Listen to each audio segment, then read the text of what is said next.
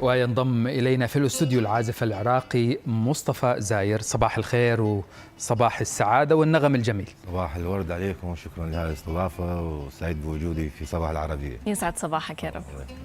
دعنا نبدأ من آخر الحفلات. حفل لا له يعني لا اللي هي الفانوس العراقي. هذه لا. جديد علي يعني. طيب كلمنا عن هذا الحفل. شوف، احنا العراقيين مرتبطين بهذه اللالة من سنوات طويلة، لأن لما كانت تطفى الكهرباء كانت أحلامنا، وأيضا لما كنا ندرس كانت على ضوء هذه اللالة، فأحلامنا أغلبها مرتبطة بهذا الضوء.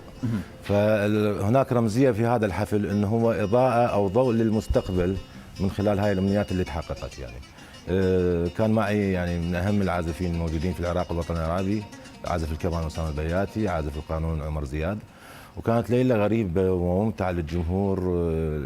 يعني هو حفل قبل أسبوع، لا زالوا لحد الآن عايشين اللحظات ونشوة الحفل. يعني طيب خلينا نحكي عن مشروع أوركسترا السلام للعود. كيف رأيت كيف تم جمع الشغوفين للعود؟ إيش ممكن يكون الرضا عن العمل المنجز حتى الآن؟ الأوركسترا السلام للعود العراقي هي من ضمن طلابي الخاصة بالمركز الخاص الأهلي اللي أنا يعني الخاص بي. اغلب الناس اللي موجودين بالاوركسترا الان عددهم 50 وصلوا الى 60 عازف في الاوركسترا، هم ناس مهنهم غير الموسيقى، فيها الدكتور والطبيب وسائق التاكسي واللي يعمل بالداخلي واللي يعمل بالدفاع. يعني فهاي الناس عندهم حب وشغف للموسيقى، جماعتهم وصلوا الى مرحله الى مستوى يعني كمستوى يعني جيد جدا. حلو. والاوركسترا الان في بغداد وفي العراق اسمها كبير ومصنفه من يعني الفرق المهمه في العراق ولها جمهور كبير. طيب احنا حابين نسمع كمان يلا. نغم صباحي. صباحي تمام.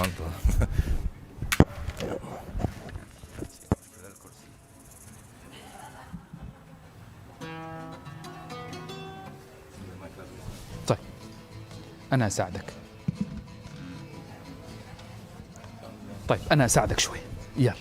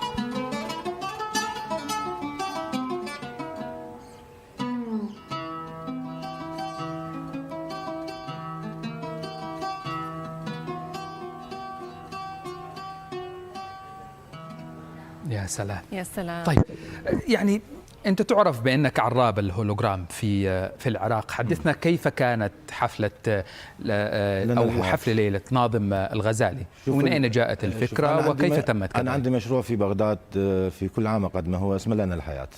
هذا المشروع مرتبط بما مر به العراق، وأن احنا نقاوم حتى يعني لا زلنا مستمرين بالحياة. ففي كل عام أنا عندي يكون هذا المشروع يعني مرتبط بحدث مهم، فأفكر دائما. مثلا كانت الدورة الثالثة لهذا المشروع، شنو المميز؟ في كل مرة كان هو شيء مميز. افتتاح مسرح الرشيد بعد 20 عام كان شيء مميز، وجود عازفين من 20 عازف هم ما مرتبطين بالموسيقى كان شيء مميز. فكنت أفكر، فجاءت الفكرة أنه يكون الحدث يعني هو تقديم الهوليجرام لأول مرة في العراق مع ناس، مع شركة مهمة هي شركة نفاخة وشركة 89. إضافة العرض يقدم في المسرح الوطني، التذاكر نبذت خلال 3-4 ساعات باكملها، وجمهور طالب بليله ثانيه. هذا نجاح منقطع النظر. اي يعني انا يعني في وقتها يعني كان الموضوع مذهل يعني صحيح. بصراحه. وايضا حضرتك يعني لحنت معزوفات او مقطوعات لمشروع طائر الاندلس وايضا مشروع فرقه قرطبه، حدثنا عن هذا التعاون مع الفرقه. قبل شهرين بالضبط انا كنت في مهرجان تطوان لآلة العود، وكان العراق ضيف شرف فوق العاده، وكان الافتتاح للعراق. انا احاول ان ما اكون مثلا يعني المكان اللي اذهب اليه يعني لازم اترك اثر مهم به. المغرب هي مرتبطه بالاندلس ومرتبطه بهذا التاريخ المهم. ف يعني جبت معي عازفين من اسبانيا، من اهم العازفين الموجودين، وكتبت موسيقى خاصه هي تجمع ما بين الفلامينكو وتاريخ الاندلس وتاريخ نقدر نسمع منها؟ العربي. نسمعك. يلا.